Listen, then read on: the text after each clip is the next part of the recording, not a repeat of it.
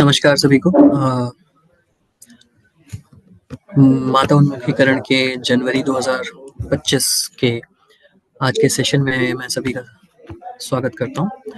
और जैसा कि हम जानते हैं कि पिछले जून से प्रति माह अलग-अलग विषयों पर हम उन्मुखीकरण का आयोजन कर रहे हैं, जिसके आधार पर आगे हमें अपने-अपने सेंटर्स में, अपने-अपने कोलोकेटेड सेंटर्स में माताओं के साथ और अभिभावकों के साथ अलग-अलग तरह की गतिविधियाँ वो अपने घर के परिवेश में किस तरह से करा सकते हैं, किस तरह से बच्चों के लिए हम एक लर्निंग जो एक परिवेश है, जो सीखने का एक माहौल है, वो तैयार कर सकते हैं।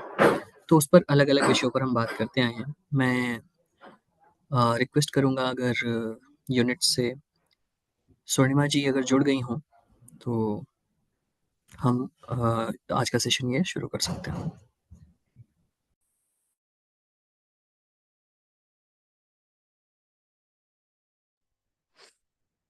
सभी को नमस्कार।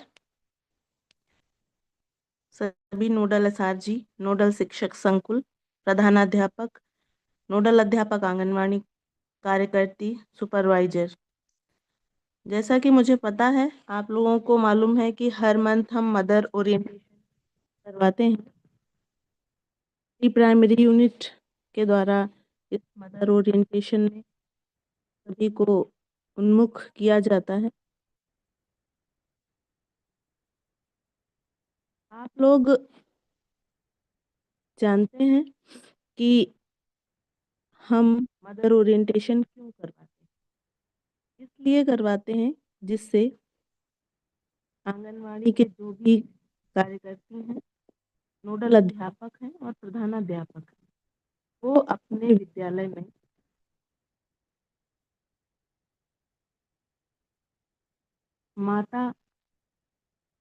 माताएं जो हैं उनको बुला करके उनसे बातचीत करें और उनका उन्मुखीकरण करें। शिवम अगर सुन रहे हैं तो पीपीटी आगे बढ़ाइए। आज का जो विषय है वो है अच्छा पोषण, बच्चों में अच्छी आदतें और अपने परिवेश की समझ के बारे में। अगर आप माताओं को बताएंगे तो माताएं उसको समझ के अपने बच्चों में वो चीज़ें विकसित करने की कोशिश करेंगी।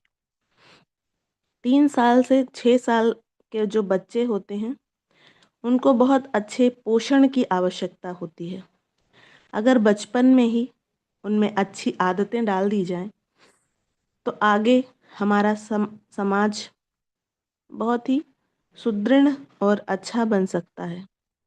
उनको परिवेश की समझ भी हम बचपन में ही दे सकते हैं। सबसे बड़ी बात यह है कि हमारा जो ग्रामीण समाज है उसमें जो माताएं हैं वो बहुत ही कम पढ़ी लिखी हैं। वो अपने बच्चों को अच्छे पोषण, अच्छी आदतों और अच्छे परिवेश के बारे में उतना नहीं बता पाती हैं।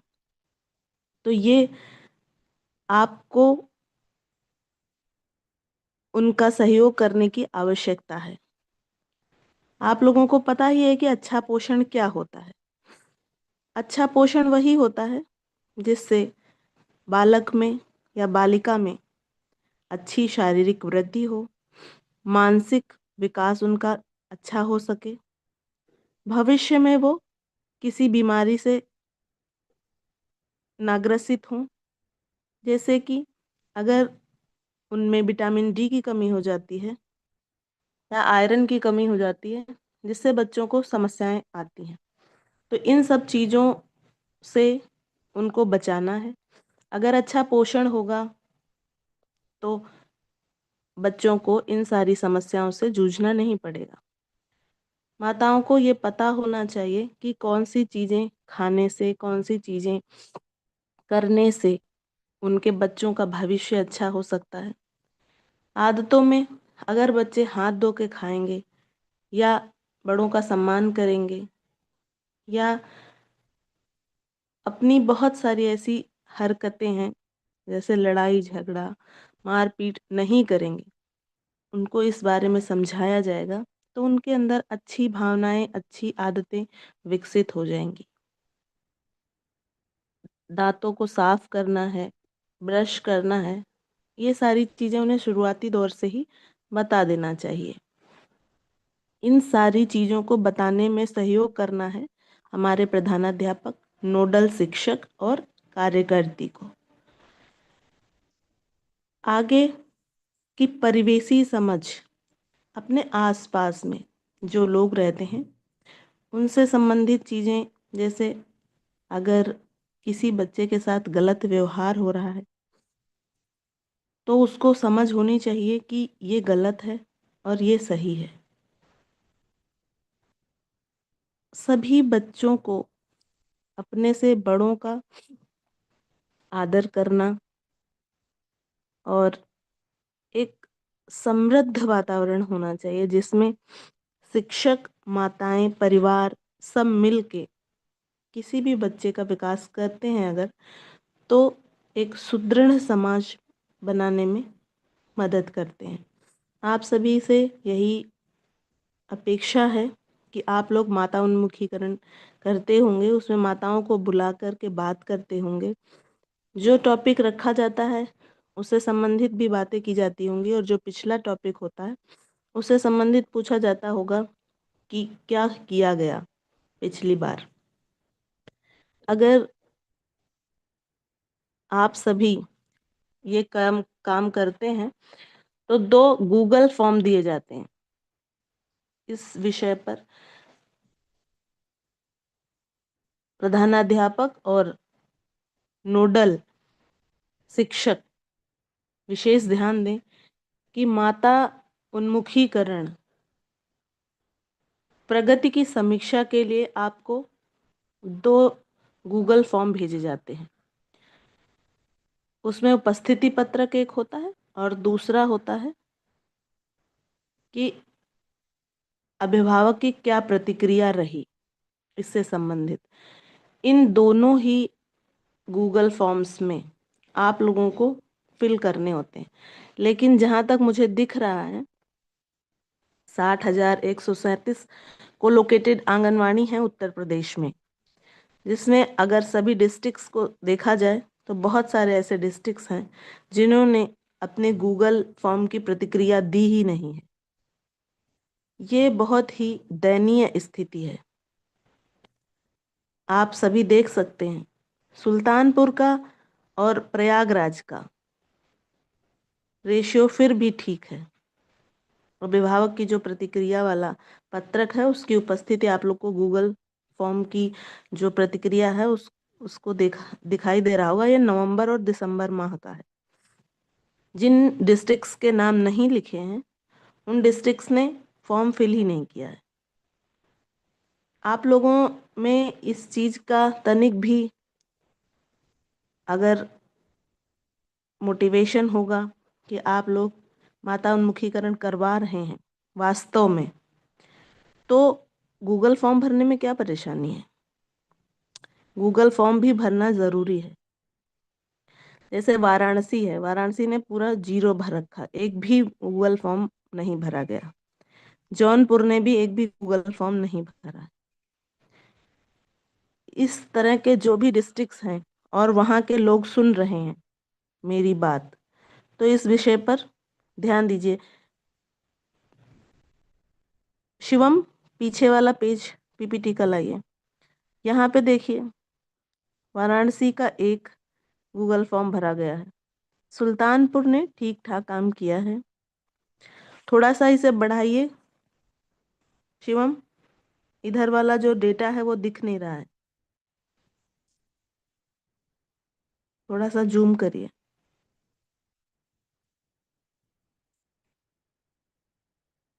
हाँ, ये देखिए बुलंदशहर का फिर भी ठीक है। बाराबंकी ने भी बहुत कम गूगल फॉर्म भरा हुआ है, जबकि बाराबंकी की स्थिति बाकी चीज़ों में ठीक दिखती है। यहाँ पर स्थिति ठीक नहीं है। अगर बाराबंकी से कोई भी सुन रहा है तो जितने भी कोलोकेटेड आंगनवाड़ी केंद्र हैं वहाँ से इन गूगल फॉर्म्स को भरवाने की ज़रूरत है। ये नवंबर दिसंबर का डेटा है। जनवरी का डेटा मैं ये चाहूंगी कि सभी अपने अपने विद्यालयों से जो भी दो गूगल फॉर्म आएंगे उनको फिल करेंगे।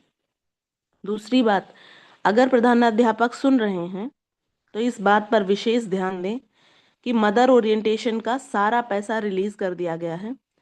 आप सभी एसएमसी से निकाल भी लें और तब मदर ओरिएंटेशन करवाएं।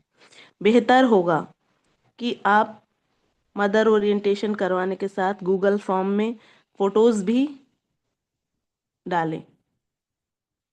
आगे बढ़ाइए शिवम। देखिए, स्टेशनरी मटेरियल, लर्निंग कॉर्नर और बाला फीचर्स, इसका सारा पैसा आप लोग के पास भेज दिया गया है। डिस्ट्रिक्ट्स को सब भेज दिया गया है। डिस्ट्रिक्ट से आपको नहीं मिला है अगर, तो आप डीसी से संपर्क कर सकते हैं। मदर ओरिएंटेशन का पैसा पहले ही भेजा जा चुका है। बाला फीचर्स का भी पैसे पैसे पहले से भेजा जा चुका है। लर्निंग कॉर्नर का भी पैसा पहले से भेजा जा चुका है। स्टेशनरी का 2 मंथ का भेजा गया था, 3 मंथ का भेजा गया था, 7 मंथ का फिर से भेज दिया गया है। तो जिस विद्यालय में पैसा नहीं हो, अभी पहुंचा नहीं हो, तो वो अपने अपने डीसी से संपर्क कर सकते हैं। धन्यवाद। आगे बढ़ाइए इसे प्री प्राइमरी यूनिट से।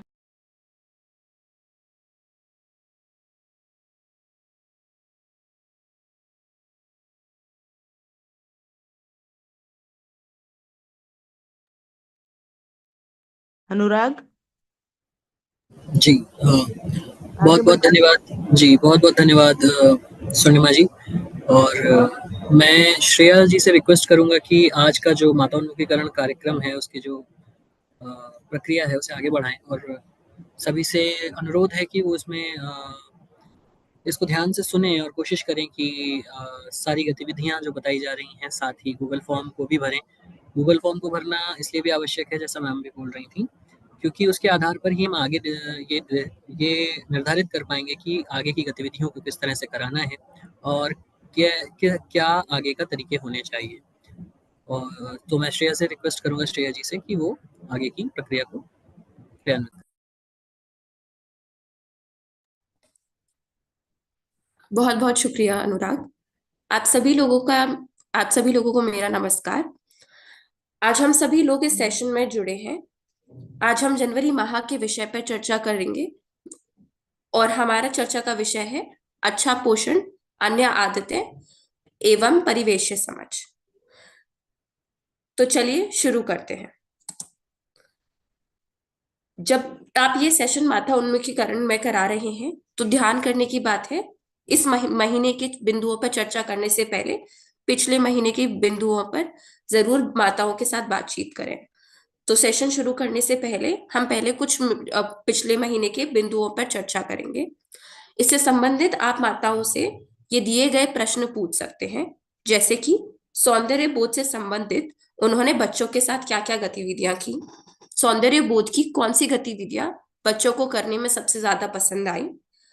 तीसरा, सौंदर्य बोध की कौन सी गतिविधि आप सबसे आसानी से बच्चों के साथ कर पाए। चौथा, सौंदर्य बोध की कौन सी गतिविधि को कराने में आपको परेशानी आई।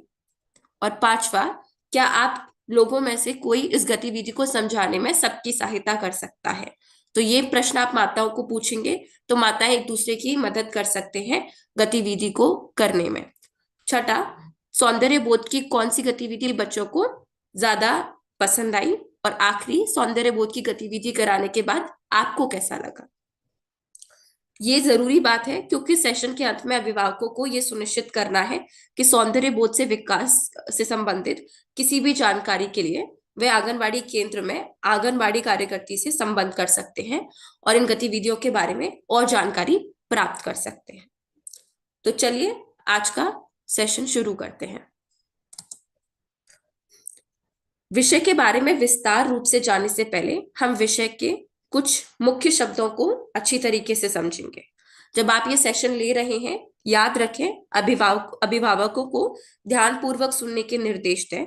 उनको बोलें कि वो अपने पास एक पेंसिल और नोटबुक तैयार रखें सेशन में, और जरूरत पड़ने पे उनको नोट्स लेने के लिए भी आग्रह करें। तो जब आप ये सेशन शुरू कर रहे हैं तो इसे गतिविधि के रूप में कराएं, और आप गतिविधि रूप में करने में प्रभावी प्रश्न पूछ सकते हैं, जैसे कि क्या आपने पोषण शब्द सुना है, और आपने पोषण शब्द के बारे में आपको क्या जानकारी है। तो चलिए समझते हैं पोषण शब्द की परिभाषा को।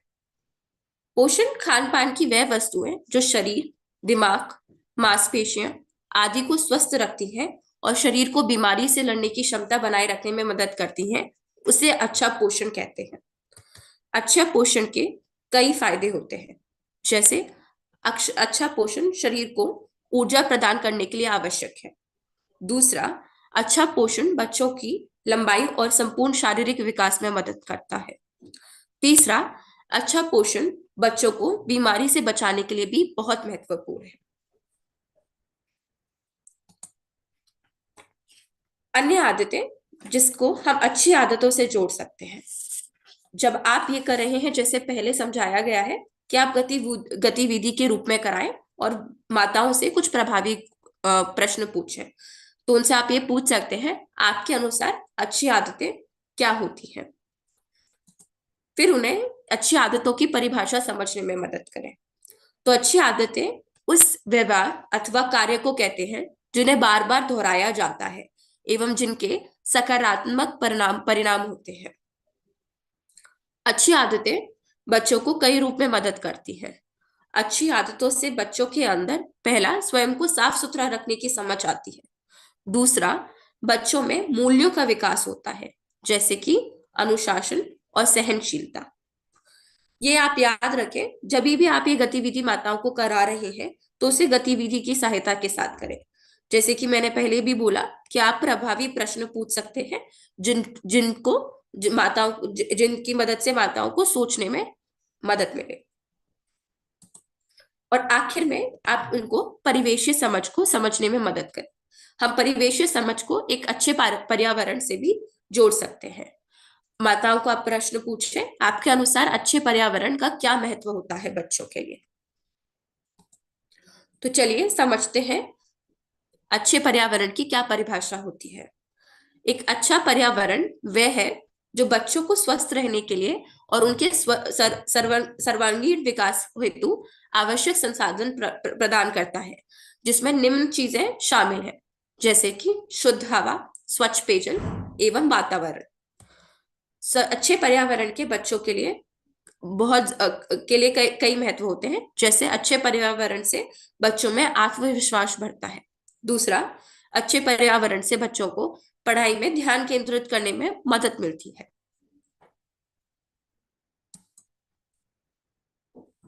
जब आप माताओं को ये परिभाषा समझा चुके हैं, उसके बाद आप उनको अच्छे पोषण, आदतें और परिवेशीय समझ का महत्व भी समझाएं। ये बहुत जरूरी सेशन का भाग है। याद रखें, इस पे आप सबसे ज्यादा समय दें और माताओं को समझने में इसमें मदद करें। माताओं के साथ जब आप इस महत्व पर चर्चा कर रहे हैं तो उनसे एक बहुत मामूली से आप सवाल पूछ सकते हैं सेशन के अंदर कि उन अभिभावकों के हिसाब से 3 से 6 वर्ष के संदर्भ में बच्चों के लिए अच्छे पोषण, अच्छी आदतें और अच्छे पर्यावरण का क्या महत्व है। उनके अनुसार इसमें जब ये तीनों चीजें बच्चों के पास है तो उनको इसका क्या महत्व रहेगा।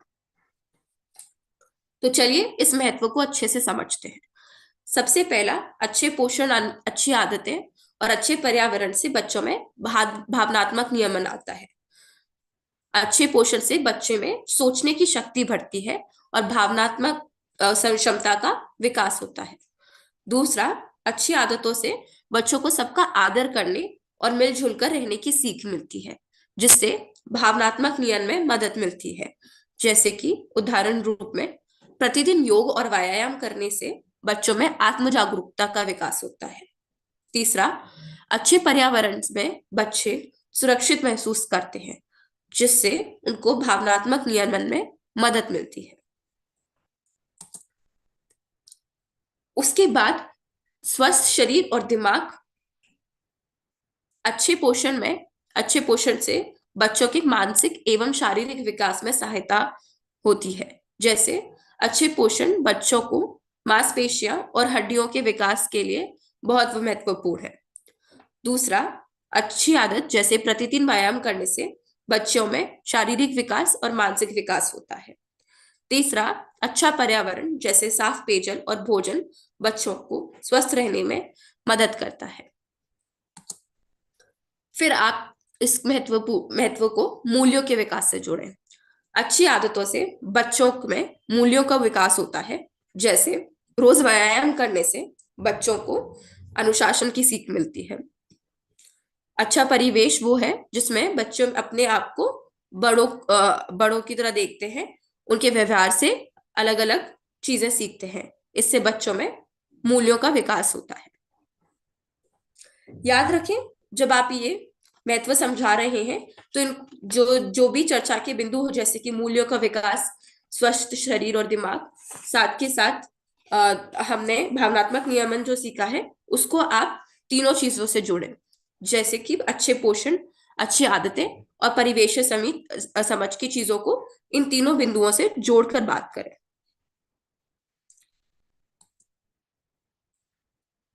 अब हम इस स्तर के दूसरे चरण में, जिसमें हम गतिविधि जो जो आज का विषय है, उससे क्या गतिविधियां हम माताओं के साथ कर सकते हैं और उनको क्या माताओं को क्या गतिविधियों के लिए मदद प्रदान कर सकते हैं, उसके बारे में बात करेंगे।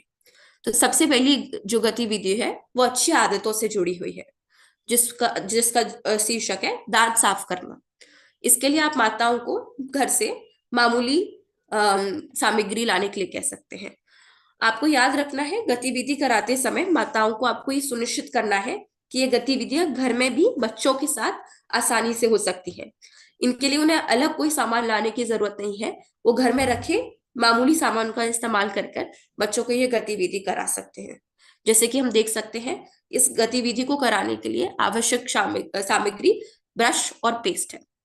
तो चलिए देखते हैं ये गतिविधि किस प्रकार से हम बच्चों के साथ कर सकते हैं।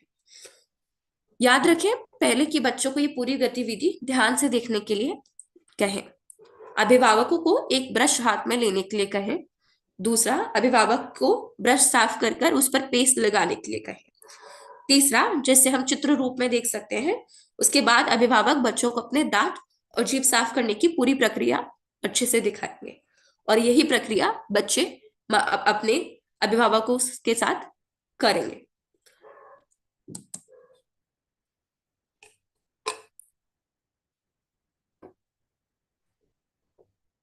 अब हम दूसरी गतिविधि देखेंगे, इसका शीर्षक है संतुलित आहार, जो अच्छे पोषण से जुड़ी हुई है। इसके लिए भी घर में रखी हुई मामूली सामग्री जैसे कि प्लेट और घर में रखी हुई खाने की वस्तुओं की मदद से हम ये गतिविधि कर सकते हैं। जब आप ये गतिविधि करा रहे हैं, सभी अभिभावकों को गोली में बैठने के लिए कहें। अभिभावकों को एक कागज की प्लेट निकालने के लिए बोले।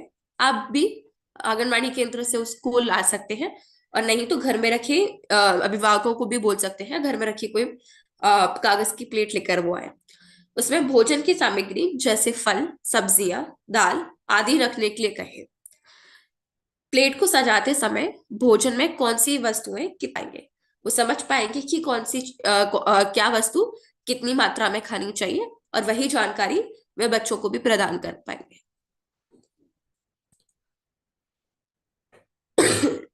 विषय में जो दी गई गतिविधियां हैं जिन पे हमने चर्चा करी, उसके अलावा भी बहुत सारी गतिविधियां हैं जो बच्चों के साथ घर में मामूली सामान के साथ हो सकती है। उसके अलावा भी हम कुछ गतिविधियां देखेंगे जिनको हमने विस्तार रूप से समझा है, जैसे कि अच्छे पोषण की गतिविधि भोजन चखना, यानी कि फूड टेस्टिंग। बच्चों को ये गतिविधि घर में आसानी से कराई जा सकती है। दूसरा, भोजन खाद्य पदार्थों की सुगंध को पहचाना, स्मेलिंग द फूड। तीसरा, सलाद बनाना, मेकिंग सैलेड, जो कि फायरलेस कुकिंग में आता है।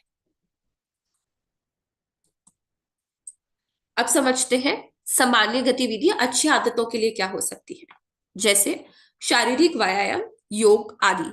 आसानी से घर में शारीरिक व्यायाम से संबंधित कोई भी गतिविधि कराई जा सकती है।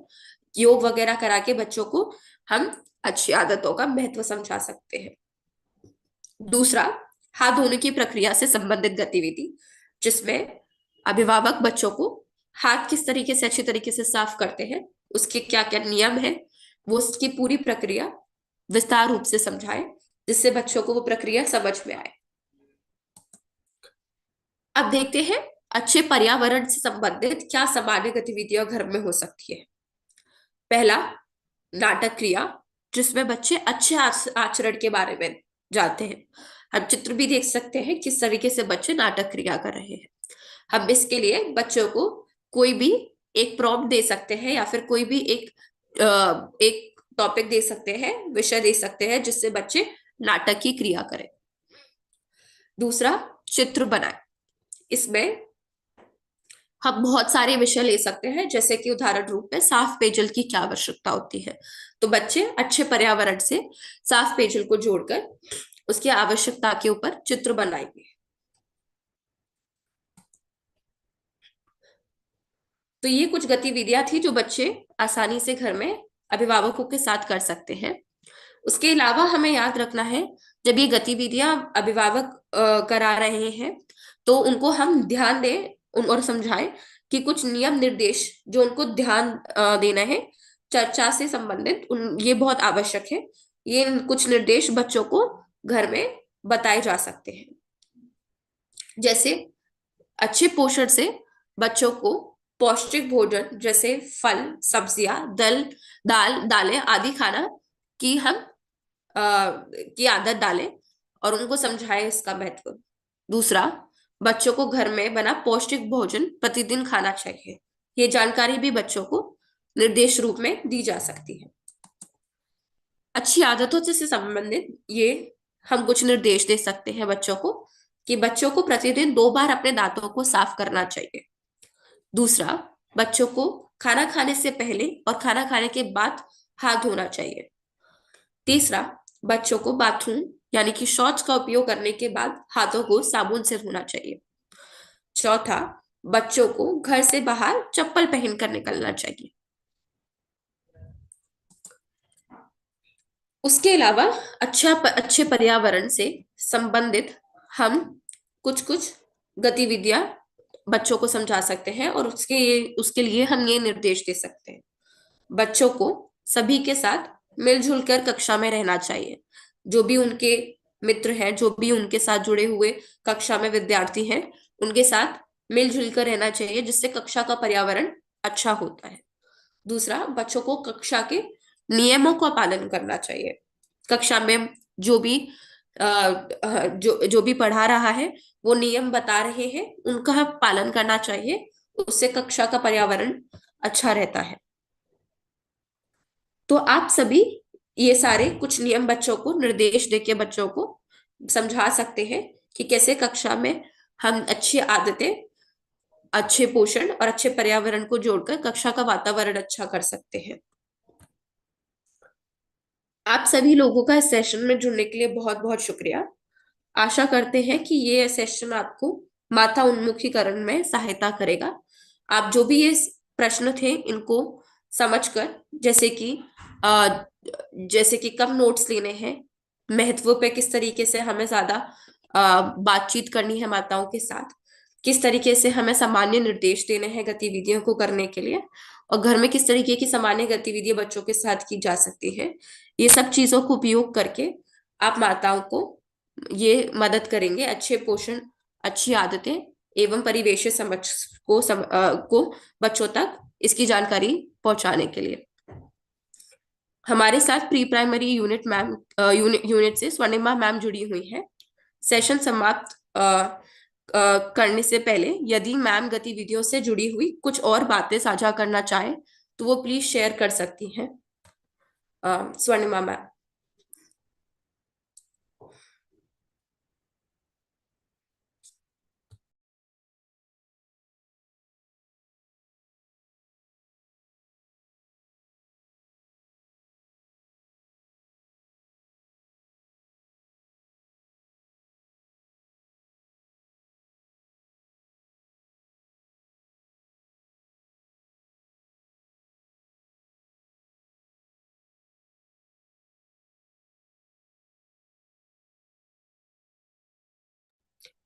आप सभी लोगों का इस सेशन में जुड़ने के लिए बहुत बहुत शुक्रिया। आशा करते हैं ये सेशन आप लोगों को पसंद आया और आप इसमें दी गई जानकारी का उपयोग करके माता उन्मुखीकरण सेशन में अभिभावकों को अच्छे से ये विषय पे बात कर पाएंगे, समझा पाएंगे। बहुत बहुत शुक्रिया।